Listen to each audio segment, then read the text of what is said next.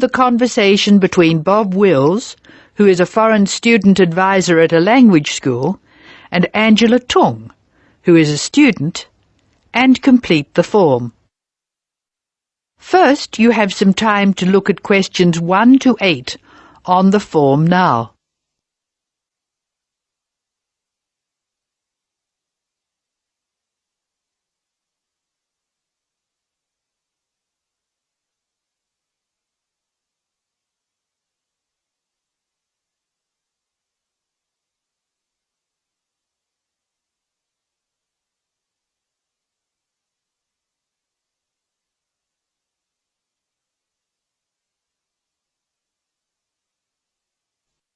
You should answer the questions as you listen because you will not hear the recording a second time. Now listen carefully and answer questions 1 to 8.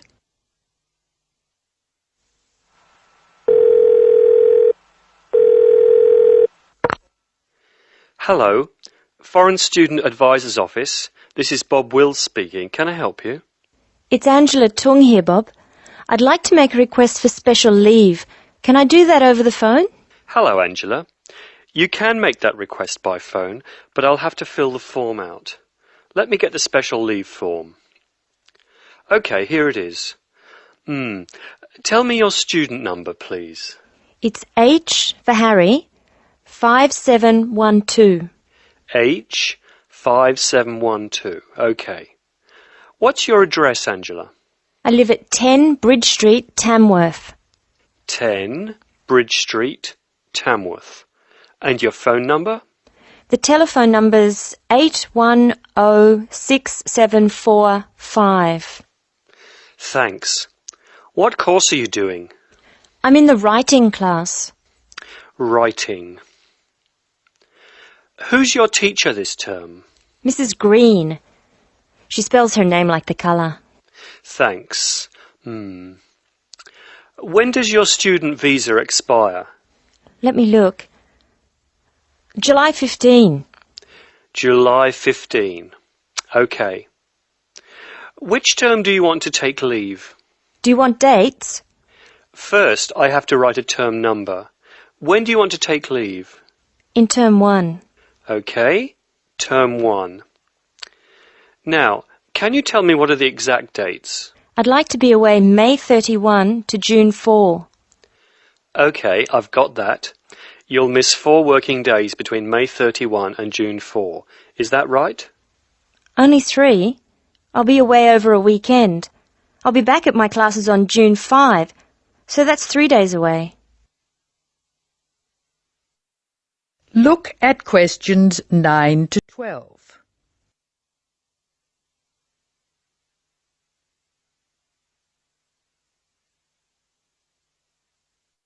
Now listen to more of the conversation between Angela and Bob.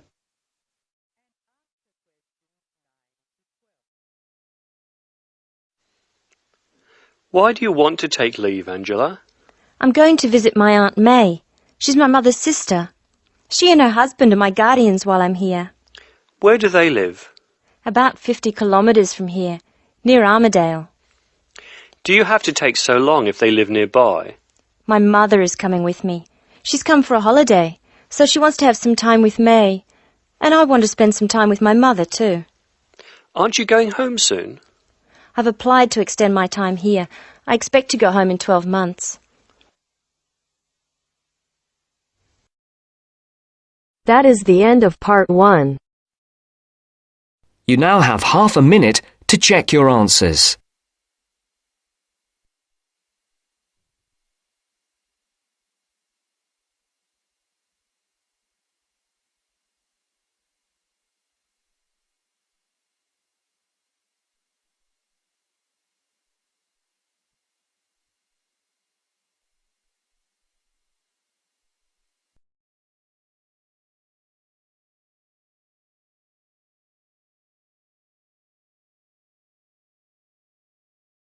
Now turn to section 2.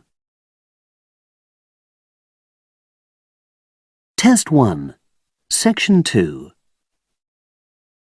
You will hear a trainer giving a talk to people who want to learn outdoor survival skills. First, you have some time to look at questions 11 to 16.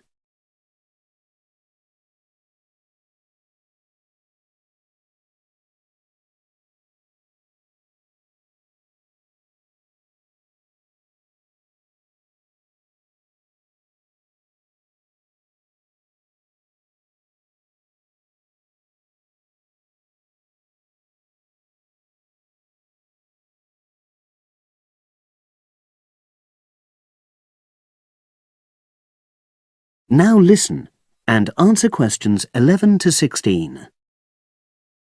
Good morning, everyone, and welcome to our outdoor survival program. As you know, this week you'll be learning some of the basic information and skills you need to look after yourself independently in the outdoors. These first 2 days will be based here in the classroom, and then we'll be taking a camping trip to put into practice some of the things you've learned. I'm going to start off with the topic of food. And to start with, I'll describe just 2 methods which we'll be putting into practice at our camp, and which make use of natural resources, the steam pit and the bamboo pot. I've got 2 posters here to make things clearer, and I'll start with the steam pit here. To make this, you'll need some dry sticks, some grass, some loose earth, and some stones. And for this week only, some matches. The first thing you do is to dig a shallow pit in the place you've chosen to do your cooking. Let's say about 25 centimeters deep and 30 centimeters wide. Your sticks have to be a bit wider than the pit because you have to put a line of them along the top from one end of the pit to the other.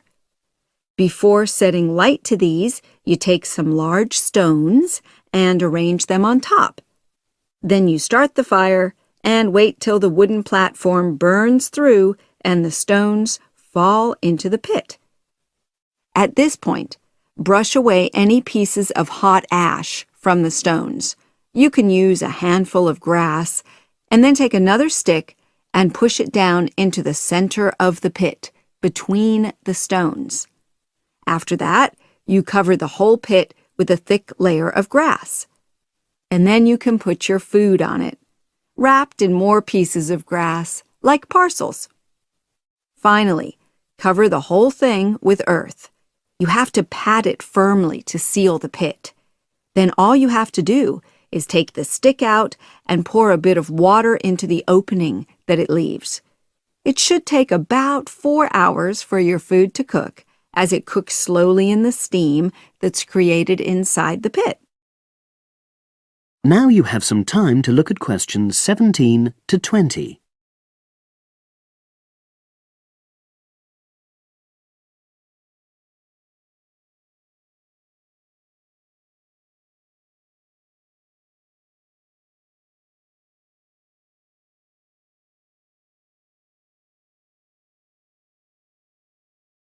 Now listen and answer questions 17 to 20. So, simple but effective. The other method you're going to practice this week is the bamboo oven. Now, the steam pit is ideal in certain conditions because the heat is below ground level. For example, if there's a strong wind and you're afraid a fire might spread. But when it's safe to have an open fire, you can use the bamboo oven method. You get a length of bamboo, which, as you probably know, is hollow and consists of a number of individual sections with a wall in between.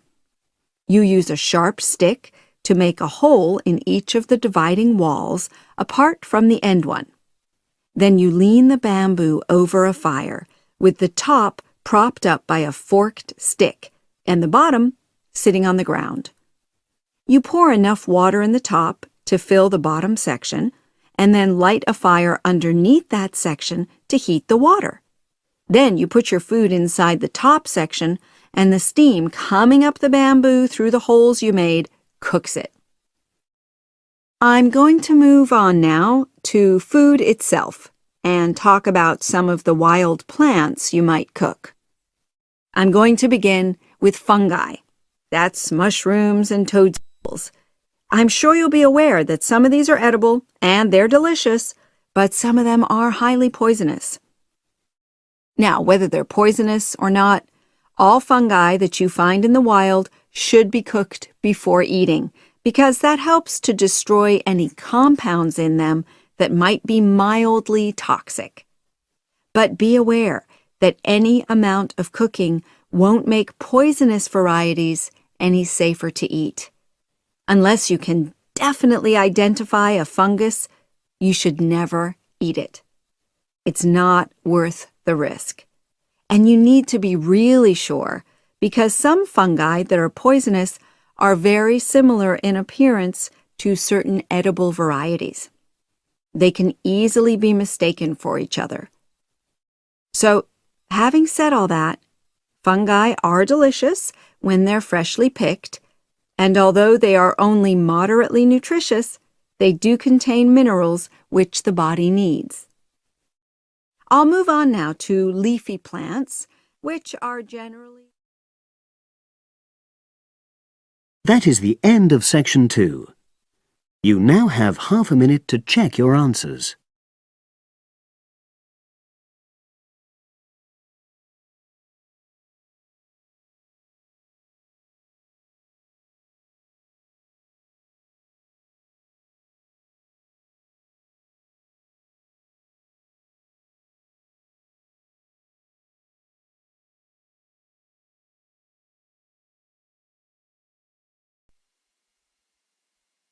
Now turns to part 3. Part 3. Now turns to part 3. Part 3. You will hear a talk by a wildlife specialist on a type of bird called a kiwi. First, you have some time to look at questions 21 to 25.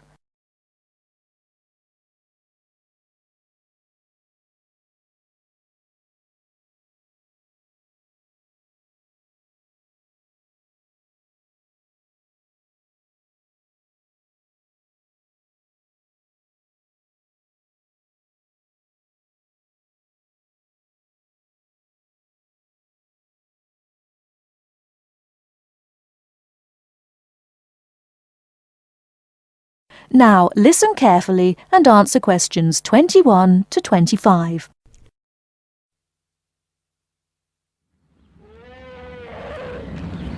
Ladies and gentlemen, welcome to Auckland Zoo on this sunny Sunday afternoon and to our special Kiwi fundraising event. My job is to tell you all about the amazing little Kiwi, and your job, hopefully, is to dig deep in your pockets.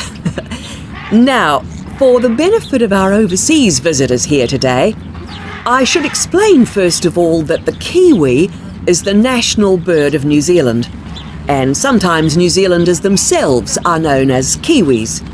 Now, while kiwis in the wild are a rare sight, the kiwi as a symbol is far more visible. Apart from being in toy stores and airport shops all over the world, you'll find them on our stamps and coins. The kiwi is the smallest member of the genus Apteryx, which also includes ostriches and emu. It gets its name from its shrill call, which sounds very much like this. Kiwi! Kiwi! Kiwis live in forests or swamps and feed on insects, worms, snails and berries. It's a nocturnal bird with limited sight, and therefore it has to rely on its very keen sense of smell to find food and to sense danger. Its nostrils are actually right on the end of its long beak, which is 1/3 of the body length. Now, here's an interesting fact. Although kiwis have wings, they serve little purpose, because the kiwi is a flightless bird. Since white settlement of the islands, kiwi numbers have dropped from 12 million to less than 70,000. and our national bird is rapidly becoming an endangered species. This is because they're being threatened by what we call introduced animals. Animals which were brought to New Zealand, such as cats and ferrets, which eat kiwi eggs and their chicks.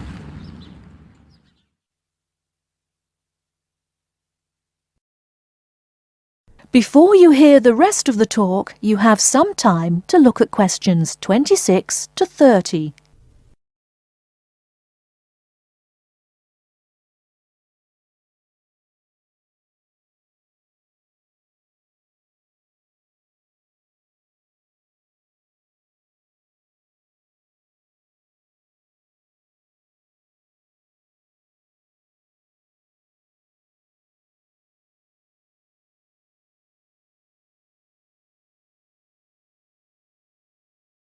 Now listen and answer questions 26 to 30.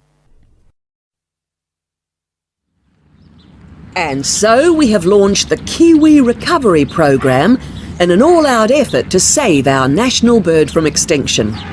There are 3 stages to this programme. Firstly, we have the scientific research stage. This involves research to find out more about what kiwis need to survive in the wild. Then secondly, we have the action stage. This is where we go into the field and actually put our knowledge to work. We call this putting science into practice. And then we come to the third stage, the global education stage. By working with schools and groups like yourself, as well as through our award-winning Kiwi website, we are hoping to educate people about the plight of the kiwi. As part of the action stage, which I just mentioned, we've introduced Operation Nest Egg, and this is where your money will be going. It works like this. It's a 3-stage process. First of all, we go out to the kiwi's natural habitat and we collect kiwi eggs. This is the tricky part, because it can be very difficult to find the eggs. Then, in safe surroundings, away from predators, the chicks are reared.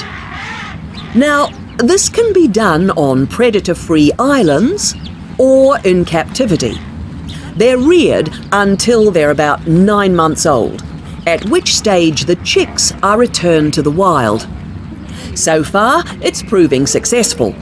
And since we started the programme, some 34 chicks have been successfully raised this year, and their chances of survival have increased from 5 to 85%.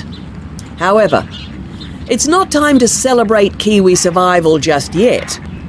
About 95% of kiwi chicks still don't make it to 6 months of age without protection, which is why Operation Nest Egg is so important.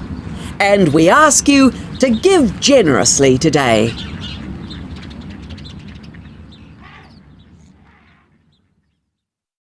That is the end of part 3. You now have half a minute to check your answers.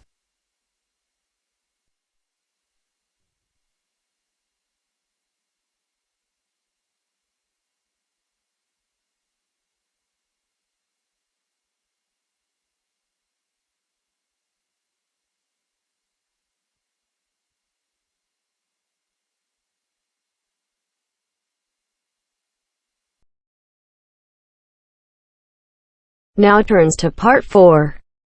Part 4. You'll hear a teacher talking about several British art galleries. First, you have some time to look at questions 31 to 33.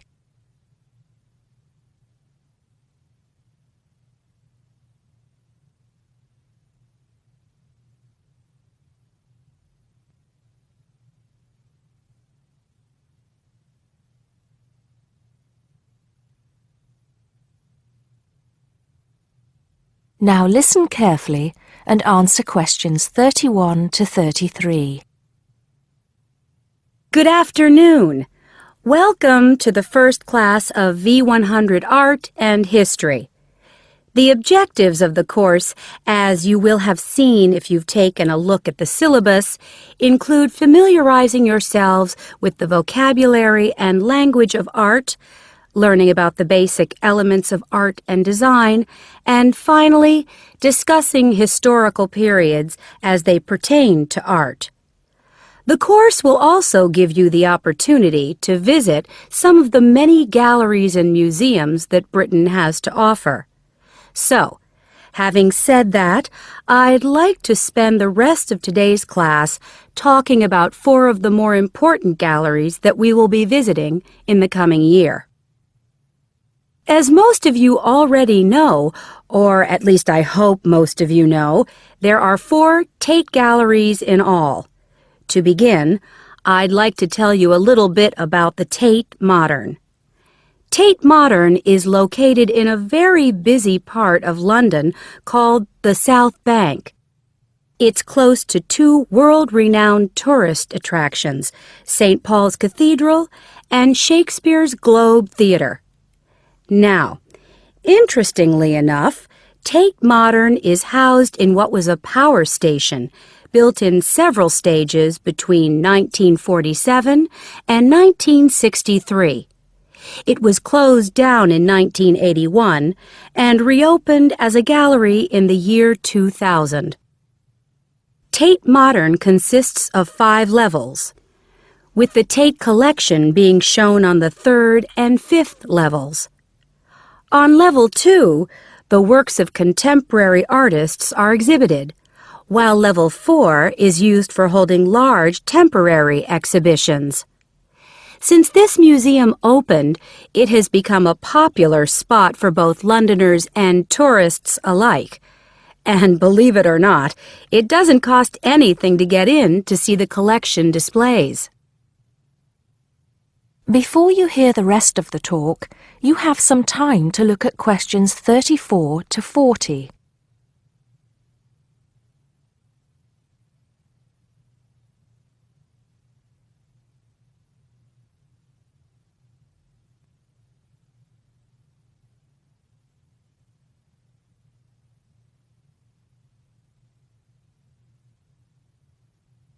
Now listen and answer questions 34 to 40. Now, the second gallery I'd like to talk about is Tate St. Ives, which is in Cornwall. It was built on the site of a gasworks, and it overlooks Porthmeor Beach. Tate St. Ives is housed in a 3-story building that was designed by the architects Evans and Shalliff. It was established in 1993, 7 years before Tate Modern was opened, and the gallery exhibits the works of modern British artists, including members of the St. Ives School, a group of artists living and working in the area from the 30s onwards. In later lectures, we'll be looking at the work of some of the artists who belong to that group and the ways in which they influenced each other. Okay, am I going too fast for any of you? No? Good.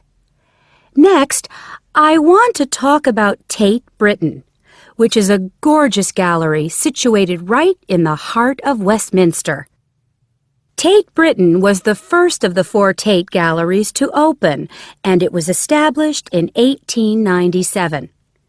It was built on the site of an old prison, and when it first opened its doors, it was called the National Gallery of British Art. Later, it became known as the Tate Gallery, after the man who founded it, Sir Henry Tate. During its lifetime, Tate Britain has been damaged twice, once by floodwaters from the River Thames, and once by bombings during World War II. This gallery has an interesting range of exhibitions of historic and modern art from 1500 up to the present day. Now, the last gallery I'd like to tell you about is called Tate Liverpool. It's not hard to figure out where this gallery is located, is it? It was opened in 1988 to exhibit displays from the Tate collection, and it also has a program of temporary exhibitions. Tate Liverpool is housed in what was once a warehouse, and for some years it was one of the biggest galleries of modern and contemporary art in the UK. Well, that's a brief overview of just a few of the galleries we'll be visiting. I'd like now to look in a little more detail at what you can expect to see in each of these galleries, starting with Tate Britain. That is the end of part 4. You now have half a minute to check your answers.